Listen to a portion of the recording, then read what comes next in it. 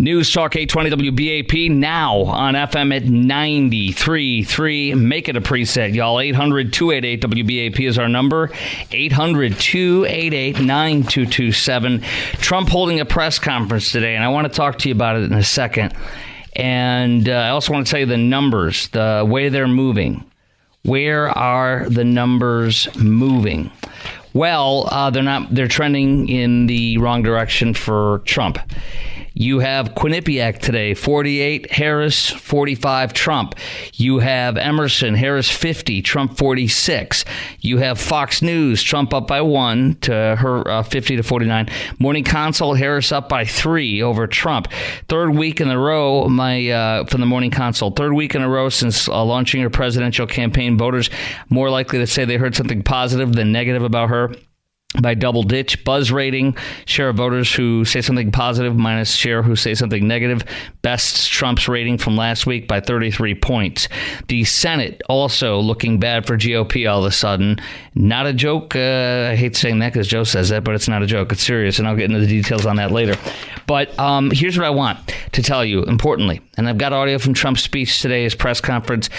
It was beautiful. I was tickled. I literally beamed at my wife in the kitchen, and I said, she could care less on the minutia, but that's okay because I'm excited. And I said, I'm chopping up my Soda Weight Loss, one of my sponsors, chopping up my Soda Weight Loss vegetables that I have with my entree. And I said to her, he's finally doing it. He is laying out the price of groceries, one by one. Cereal up 26%. When you, under my policies, you're paying $100 and whatever is $26 a month for energy prices more. You're paying $100 and something more for your gas prices. You're paying, and he literally laid it out, and it was brilliant and it was beautiful. And he explained how you're paying like a couple thousand extra a month than you were before Kamala and Joe's policies took place, and that you're spending about $28,000, the average family, per year more because of their inflation. And that's not an exaggeration.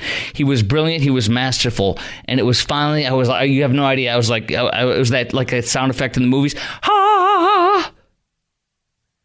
And then I go into my room, my studio at home, and I see on the TV on my monitor, my studio monitor, and I see Trump going on and on still. And I'm like, oh no. I said, please don't be doing it. And I turn it on, and he's doing it. He's talking about it's okay for me to personally attack Kamala and Joe because they're trying to throw me in jail. He says I don't have a lot of respect for her intelligence. I think she'll be a terrible president. Terrible president's fine, but her intelligence. He said that they weaponized the Justice Department against him and with various legal battles. They're not nice to me. They want to put me in prison. Every one of those things is a loser. Listen to me. If you would have literally cut that puppy off after 15, 20 minutes and you would have taken questions for 15 minutes and gotten out of there, and if you would have not talked about the courts, even though you're going to get most likely put into jail, we'll talk about that a little later next month because it's so rigged. If you would have not even talked about your court cases, not talked about the Justice Department weaponized, those are all true, but it's not freaking good. Number two, if you would have not attacked her intelligence, if you would have not said bad things, and yes, you just heard Joe Biden at the top of the hour in the news say, Donald Dump. They're going to do that, and they get away with that. You don't. You don't. And every second you spend doing this crap, you lose, and you give Kamala the presidency. You can trounce this woman, but you are choosing to take half your time and whiz it away into the ether, and you're literally giving dollars and points up on the board for Kamala. This woman couldn't hold a quarter of your jockstrap, sir. She couldn't even hold your dirty sock that was thrown out in the garbage 50 years ago. But you're letting her win because you do this crap. You were so good. I was literally like tingling inside. Do I dare say more? No. It was that close. No, just kidding. No, but there you go. So I want to ask you some questions. And I have a devastating editorial from the Wall Street Journal that will blow your mind. and it literally is specific facts on every teeny little thing about how Kamala and Joe, and she cast the deciding ballot twice on putting trillions and trillions of dollars in this economy, and how that is literally destroyed where we're at right now. That's why we're at where we're at. But I want to get into that in a minute because it's so damning. Why do you think, and by the way, Kamala also announced today she'll only do one debate. One freaking debate. She said, you already had two. I will do the one. She literally is counting Joe Biden's first debate as her first debate. What is she afraid of? That's my first question. Why do you think Kamala will only do one debate? One. Whose candidacy is she helping by having only one debate? Why would they do this? Why would they do this? Why would she decide to have only one debate? And why do you think Kamala is afraid to do more than one debate? How do you see this one debate playing out? So she said she'll do one debate. Walz will do one debate, no other debates, nothing else, just one for each. Why? Why do you think she's only doing one debate? Whose candidacy is helped by having only one? Why would they do this? Is she afraid? Why is she afraid to do more than one debate? And how do you see this playing out? 800-288-WBAP is our number. And anything I commented on over there, I really wanted to get into that too, so I'm kind of double setting it up here, which is fine. Just call in and jump on. We got lots of time for you. We got 3.5 minutes for you to come on the air. So call in right now. Lines wide open. Well, almost all wide open. 800-288-WBAP, 800-288-9227. Chime in right now. I'll get you right on. Why do you think she's only going to do one debate? Whose candidacy is helped by only having one? Why do you think she's afraid to do more than one debate? And how do you see this playing out, this one debate playing out? Here's what I think she's going to do, by the way. I think she's going to come in. She was so nasty on Biden. She talked about the woman who alleged sexual assault. She talked about how he was against busing and didn't say he was a racist, but basically said he was a racist, like directly on the stage. Never recanted either of those things. And she's going to be worse on Trump. She's going to say, you're a rapist. I put rapists in jail as a prosecutor.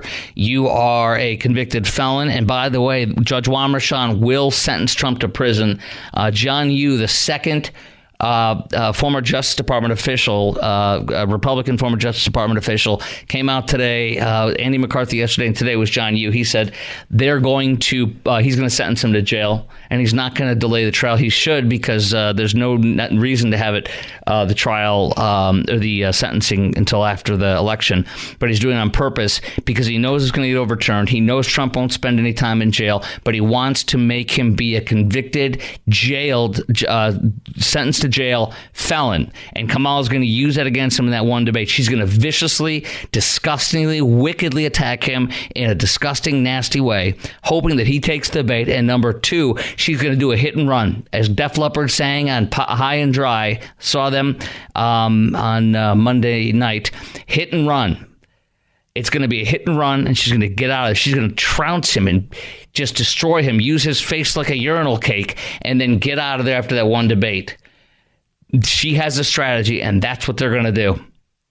And he is, every moment he spent today attacking her personally, and was a moment he took everything away. I'm telling you, I was literally tickling inside. I was so excited. Like the leftists on MSNBC when they said they had a shiver up their leg when former President Hussein Obama talked.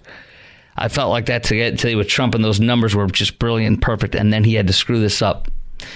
Coming up next, I'm going to lay out this brilliant column for the Wall Street Journal editorial board, how the Biden-Harris economy left most Americans behind.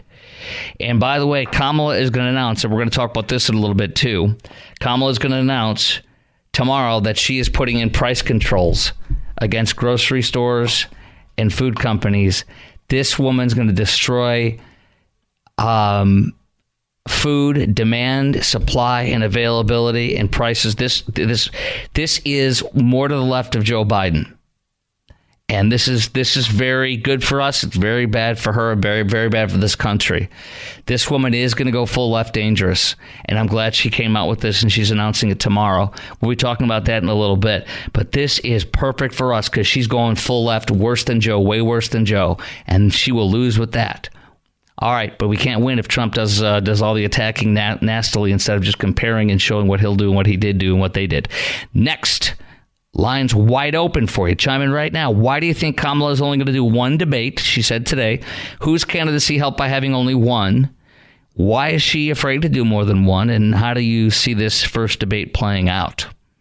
800-288-WBAP, 800-288-9227. Coming up next on the Chris Crock Show, this devastating, just fact-based piece destroying Biden and Kamala and their economic policies of 4 years. It's devastating. Next on the Chris Crock Show at, 16 after the hour on News Talk 820 WBAP and now on FM 93.3. I don't have a lot of respect for her. I don't have a lot of respect for her intelligence, and I think she'll be a terrible president. And whether the personal attacks are good, bad, I mean, she certainly attacks me personally. She actually called me weird. He's weird. It's a loser bringing up weird. Now you put the volleyball ball back up in play on something that is a net loss probably for you regardless. Here's economics. Everything is so expensive nowadays that what do you prioritize? Like, do you prioritize eating over having a home? Do you prioritize having to pay to take a shower somewhere over getting a home? I think my biggest stressor right now is anything financial.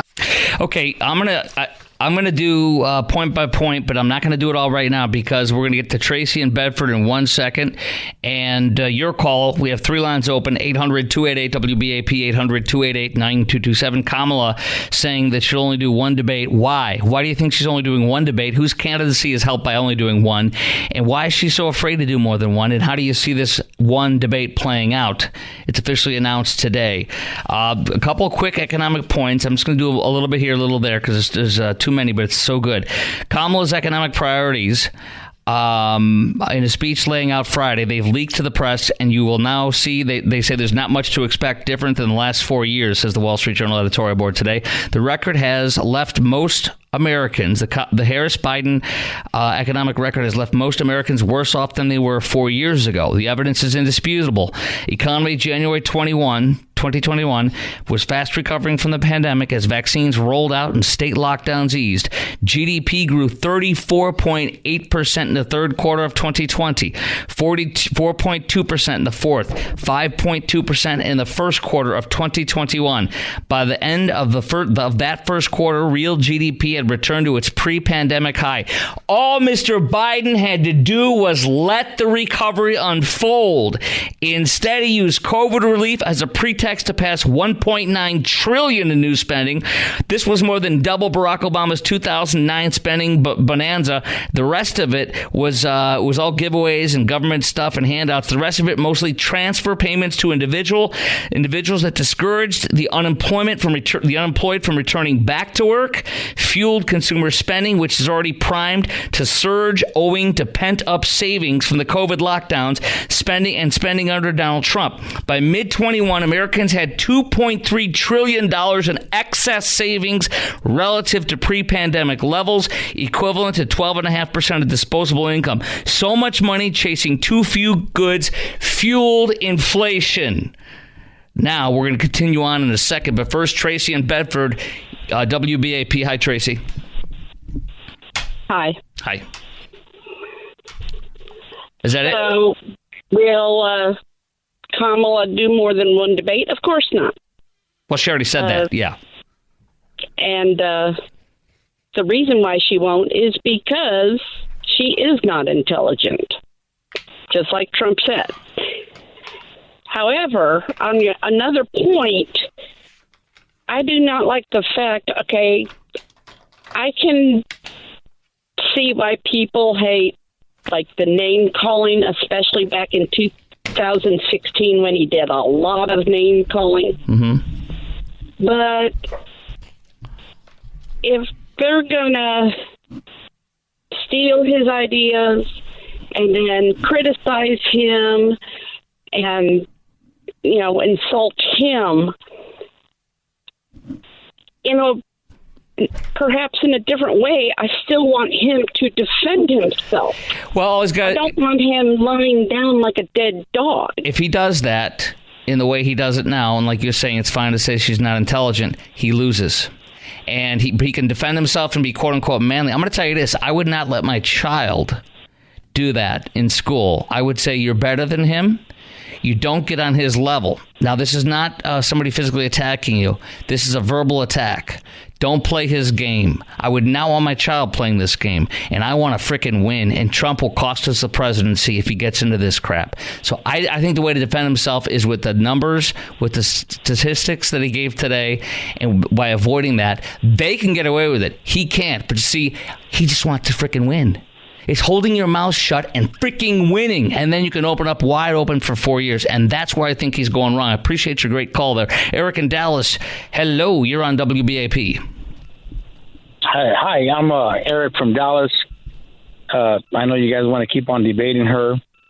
I just don't see what the argument's about. You know. I'm sorry, what? Wait. Who are you talking about? You want her to debate? How many times do you want her to debate? Well, I mean, at least 2. She's never debated. She's never been a presidential candidate. She never got one. You know, she's got to debate twice against a presidential candidate. I mean, that's normal. Joe agreed to 2. Why can't she do 2? What is this? So how many times did Trump debate this year with any running electorate? That's the primary, brother. The primary is not the general. This woman has never gone through a grindstone. She dropped out. She couldn't get any, she got 0. She didn't debate. I'm sorry. She didn't get 1 vote in the primary. So she did get tested and she failed. And so this time they don't want her to be tested because they fear she'll fail again. So they do the bare minimum. So you truly feel she's incompetent? No, I'm not getting into that. I'm not getting into that. I'm saying she doesn't want to debate him. She clearly doesn't want to debate him more than one time. I don't think she wants to debate him. I mean, if you want to, she's hiding from interviews. Even the mainstream media is now going.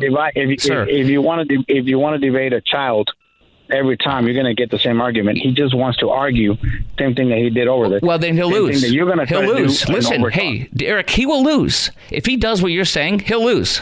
I'm with you. And if she has to debate a child twice, that's fine. She's a woman, and you believe she's capable of handling it. Sounds like that she's great. Good. Prove it. Just do it. I don't think we'll prove it. I think we're going to see it. And I think the United States, the people will fall for her and will follow what's right. We already saw, 4 years? Well, I mean, they're definitely going to vote for her. We definitely saw what Trump happened. Let's get into what Trump happened. 1.4% inflation. Joe Biden got us up to 9.1. And here's the thing. Listen, quickly, let me finish. Don't just interrupt. The first year it was 5% he put on our inflation. The next year it was 9%.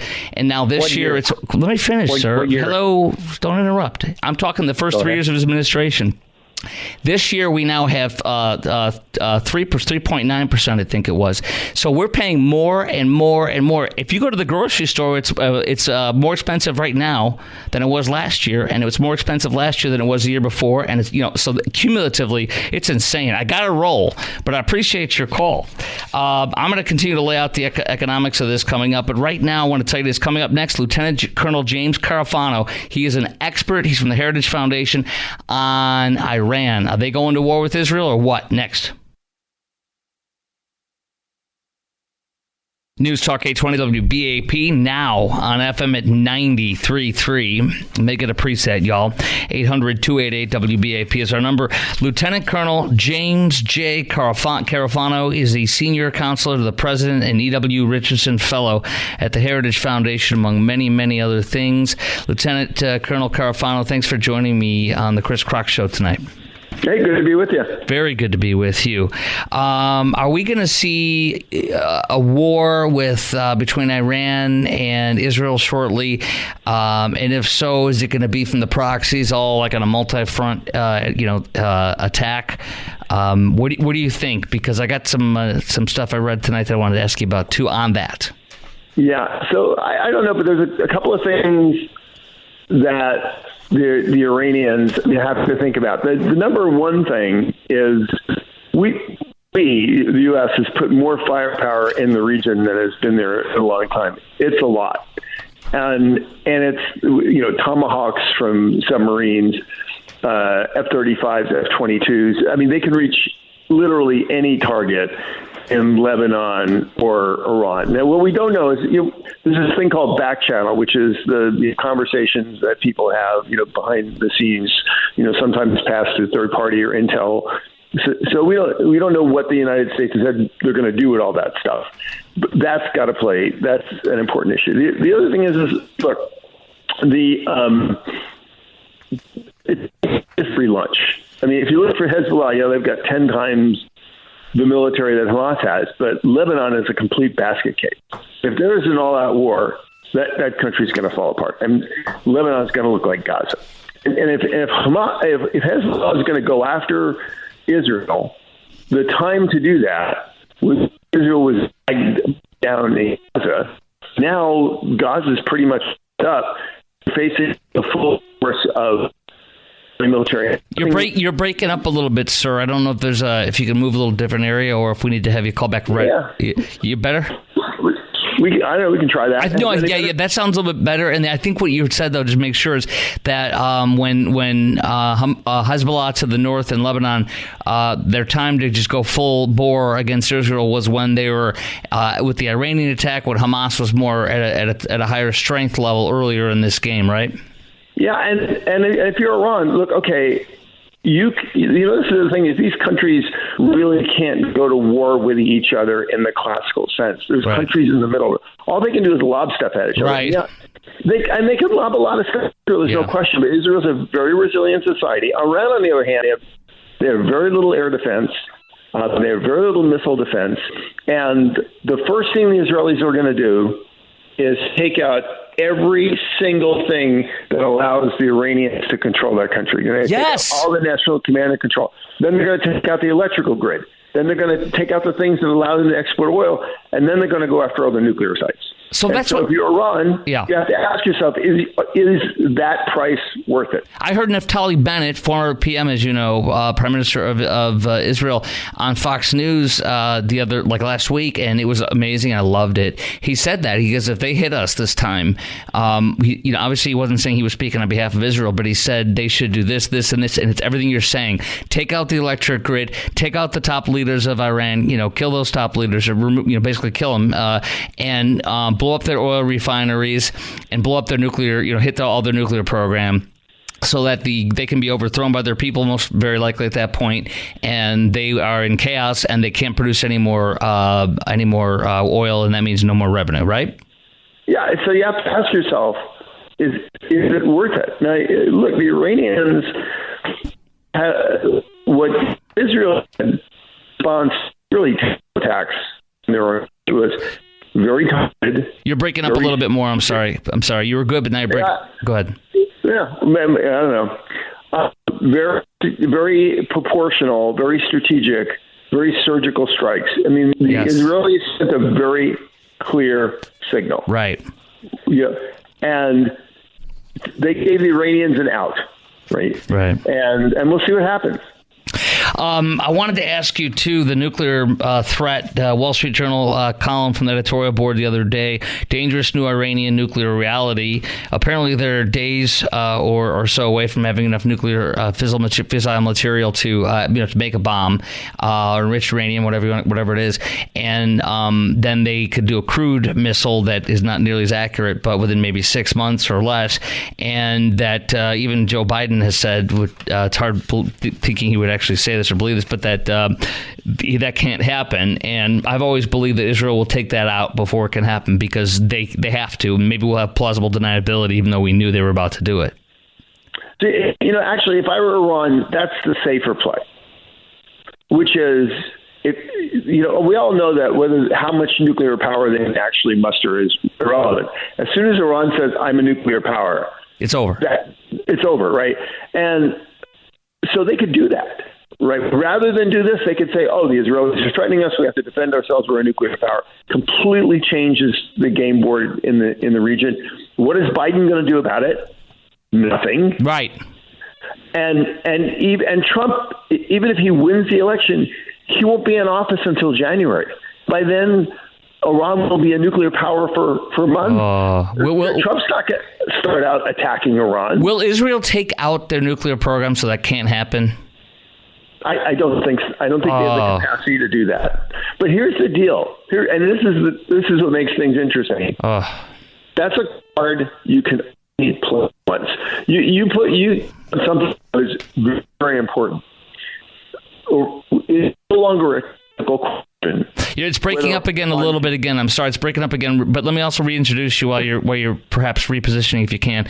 Lieutenant Colonel James J. Carafano, Senior Counselor to the President and E.W. Richardson Fellow at the Heritage Foundation, and of course retired Lieutenant Colonel in the U.S. Army.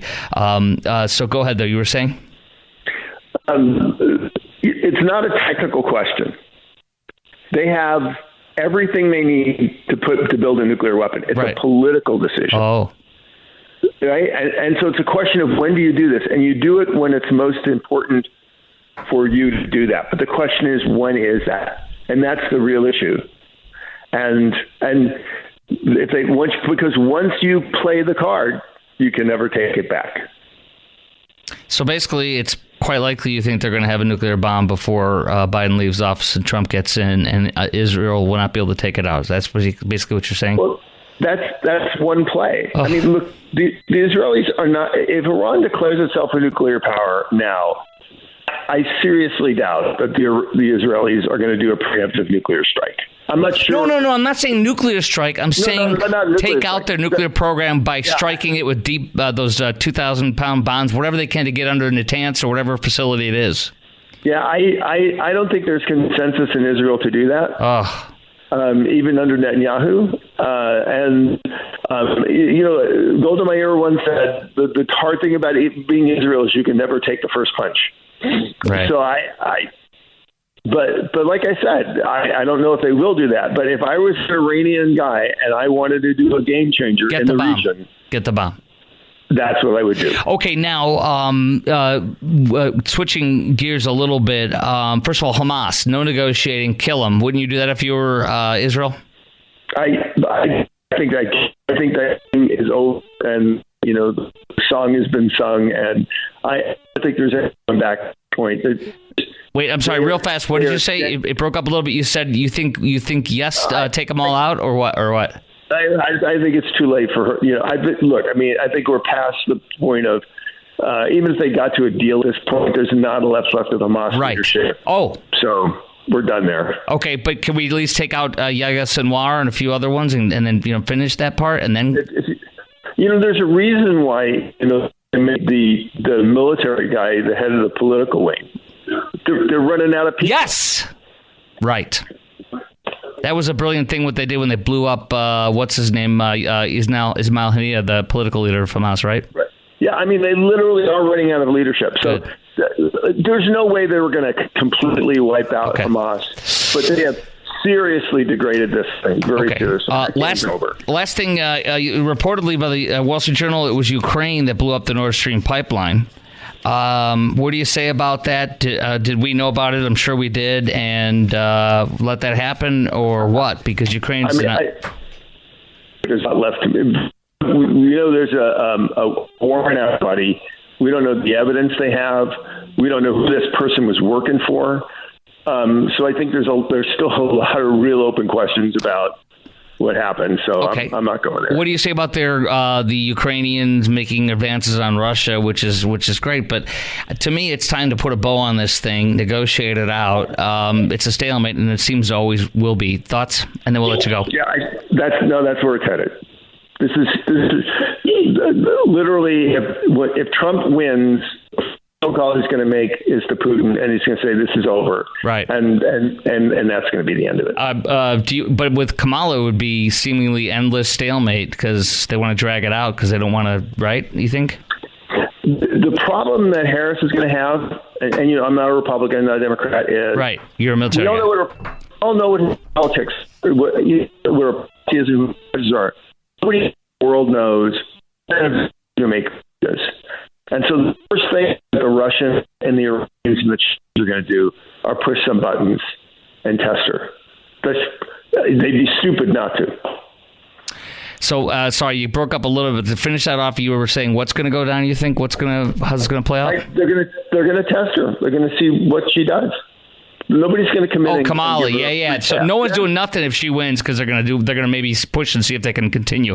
I agree with that. And of course, I'm not the expert you are. Lieutenant Colonel James. Hit some buttons and see what happens. She'll probably, come up with another government jobs program that'll do nothing in Maria. Like, what? What does that have to do with that? Anyways, thank you. So put price controls on the Iranians. Yes, put price controls on the Iranians. It works. Bidenomics is working, Lieutenant Colonel. You know it and I know it. Thank you for your time. Thank you for your 25 plus years of service to this nation, and I appreciate you. I look forward to having you on again. All right. All right, coming up next on the Chris Crock Show at 8:47. Listen to this: the debate for walls. The walls are. I'm going to try to be funny here. It's not funny, but the walls are caving in on walls. CNN doing a bad piece on Walls, saying what he said about the DWI was totally untrue. They nailed him all to the walls, quote unquote. And then ABC News unearths Tim Walz literally claiming to be an Afghan war veteran, and they destroy him too.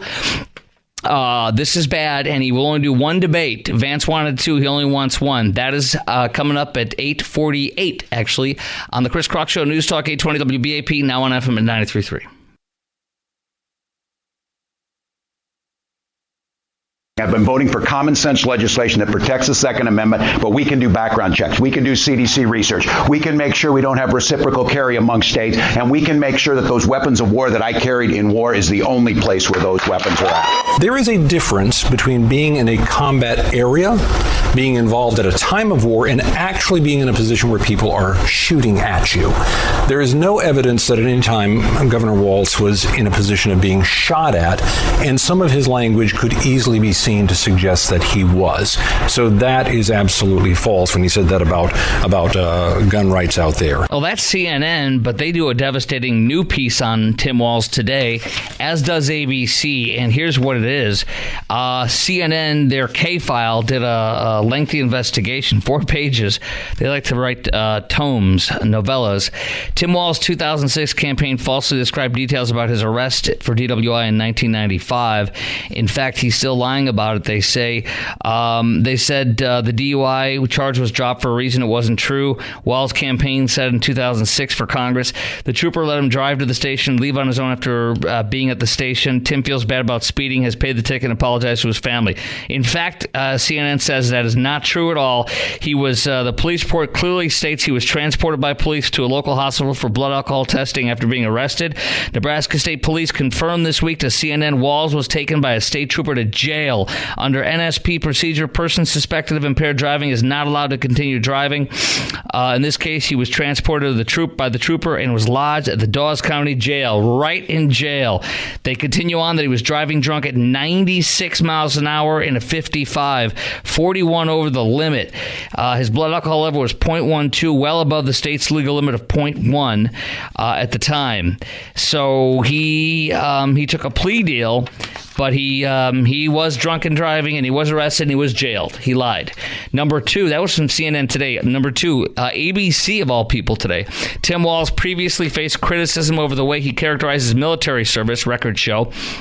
They play him being introduced in Congress as an Afghanistan veteran, and he nods his head and then speaks. He receives him being introduced as an Afghanistan war veteran. And he nods his head, yes, I was, and then he just starts speaking after that introduction immediately, like right there in the room.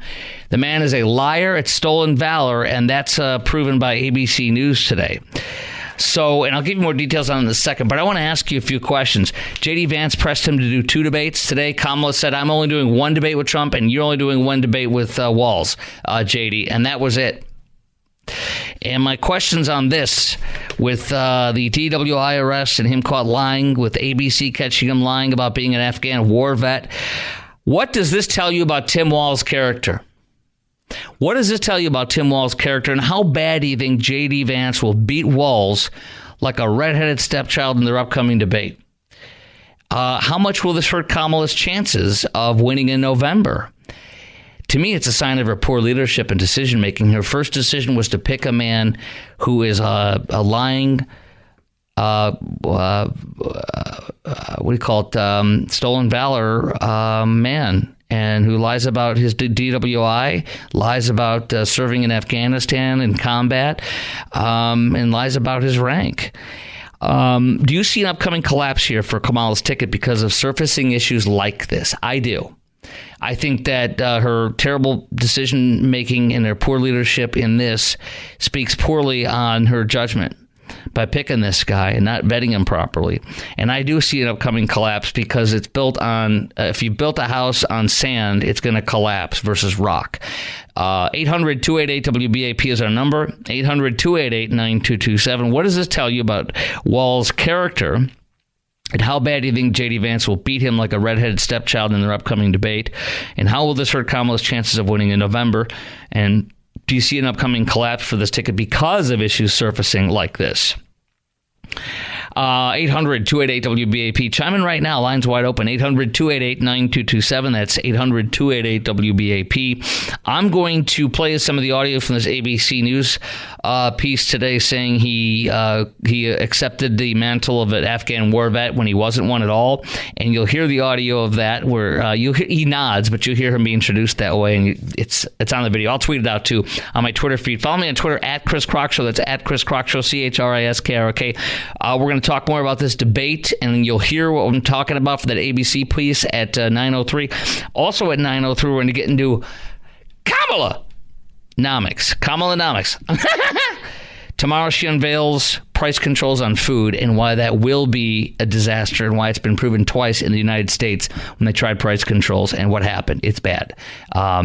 That's where she'll take us. It's another damning testament to her policies and who she is and who she will be if she gets president. I think it's going to hurt her again.